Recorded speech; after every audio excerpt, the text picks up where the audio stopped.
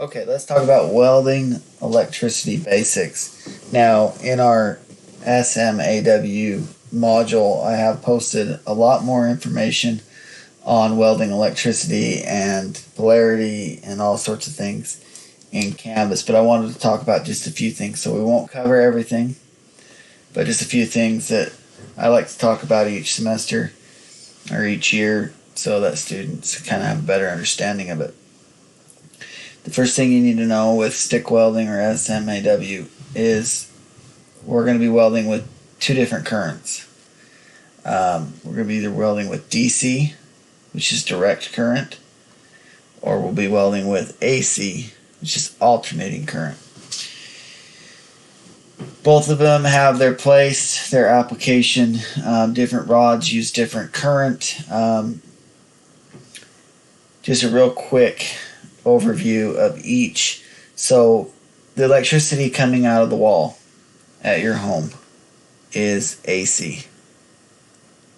Okay, it's alternating current, and you're going to watch a little video in the module about how they got to decide back about 150 years ago how they decided between alternating current and direct current, and the reasons why AC ended up winning out, and that's why you have it inside your home. So probably the simplest one to start with is direct current. We use direct current for a few different things. What I have drawn here is just a basic diagram of a battery. Okay, a battery is a direct current. It's a DC. So with the battery, you have a positive side and you have a negative side. The electrons are flowing from the negative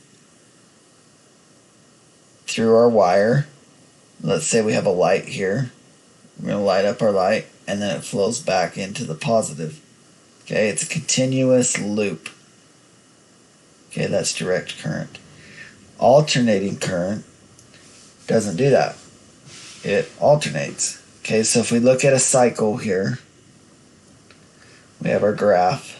This is 0 or neutral. We are alternating between positive and negative. It goes back and forth. So for half of the cycle, it's positive, and for half of the cycle, it's negative, and so on. And it goes back and forth. One of these cycles for our electricity that comes into our homes in America, one of these cycles is 1/60th of a second.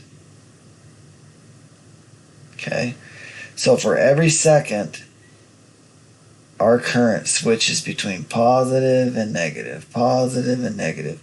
So 60 times in 1 second, it switches back and forth. Okay, so that's where we get 60 hertz. That cycle is measured in hertz. 60 times a second it oscillates. In Europe and other places, they have different cycle times. So in Europe, 50 hertz. In other places in the world might be different. Again, the cycle time, 1/60th, cycling between positive and negative. Okay, in welding, like I said before, we can weld with either, depending on what rod we're using. Let's say AC. The setup is going to be a tiny bit different than we have. We have our welder, and instead of a positive and a negative lead, if it's a AC only machine, so like those, you probably have one in your garage, or your dad or your grandpa has one. Little red welder, it's a Lincoln. Call them tombstones because they're kind of shaped like a tombstone. That's most likely an AC. So it'll have one terminal that's marked welding lead and one terminal that's marked work lead. It's not marked positive and negative because it's alternating. It's going back and forth. Now, with DC, like the welders that we have in our shop, those Thunderbolts, that you guys have been welding with, they do have a positive and a negative. Those particular welders have a switch on them that you can select.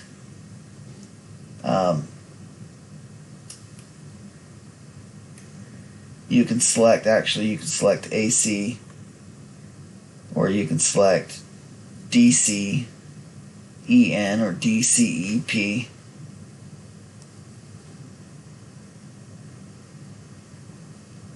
Depending on what rod you're using. Some welders don't have that switch, like the welder that I learned how to weld on. So you had to manually switch these leads to get the different polarities. Okay, so let's talk about polarity real quick. You can weld with the electrode holder hooked to the negative. That would be direct current, electrode negative. Or you can weld with the electrode holder hooked to the positive. So if we switch these leads,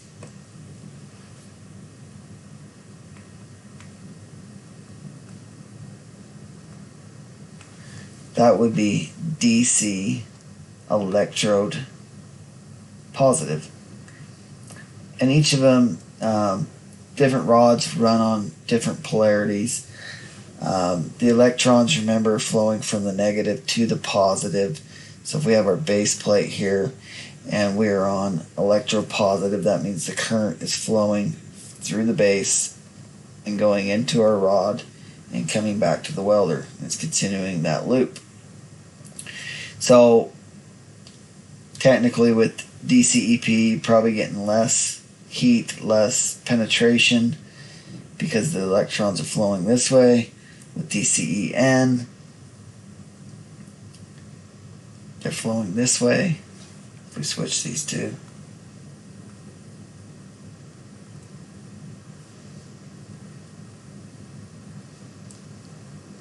anyways, different polarities. You can switch them with DC, you can't switch them with AC.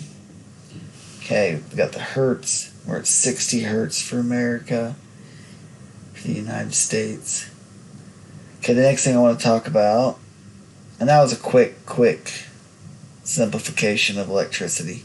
Okay, it's the information I have in the module goes more in depth about polarity, AC versus DC, different types of welders, whether they're, what constant current means, what a transformer is, what a rectifier is, but we're not going to spend time talking about that.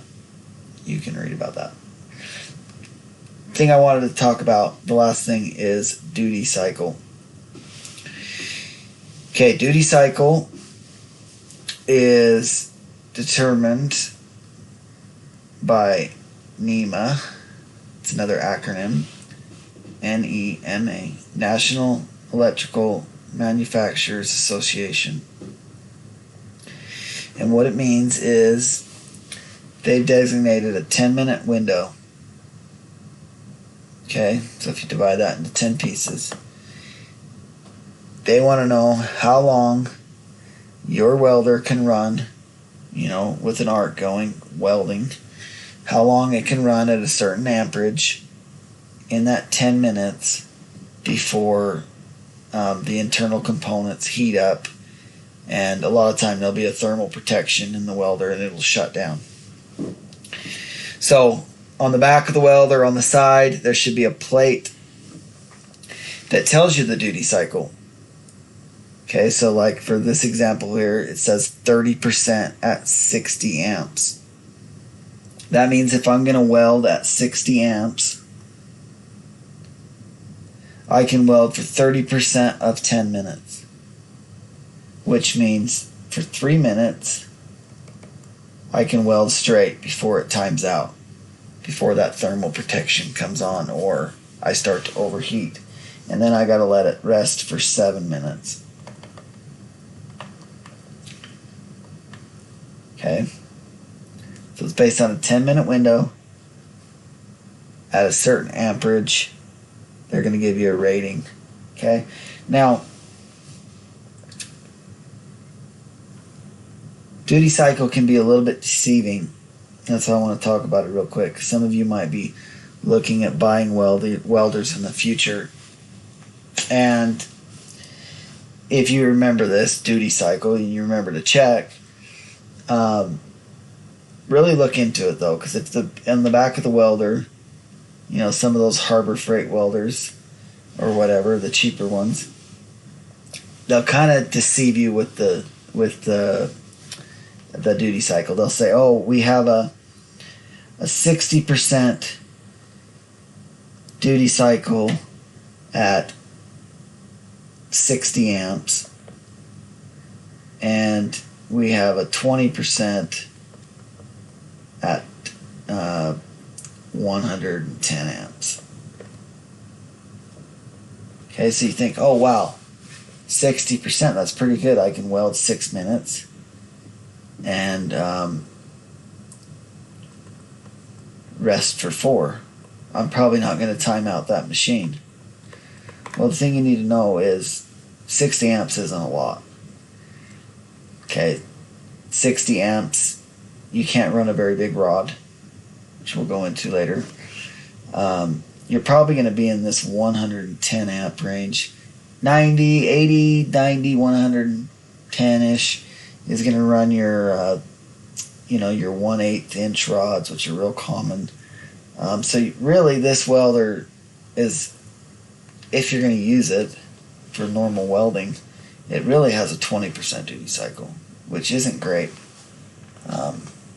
So pay attention to the percentage, but not only the percentage, but the amperage.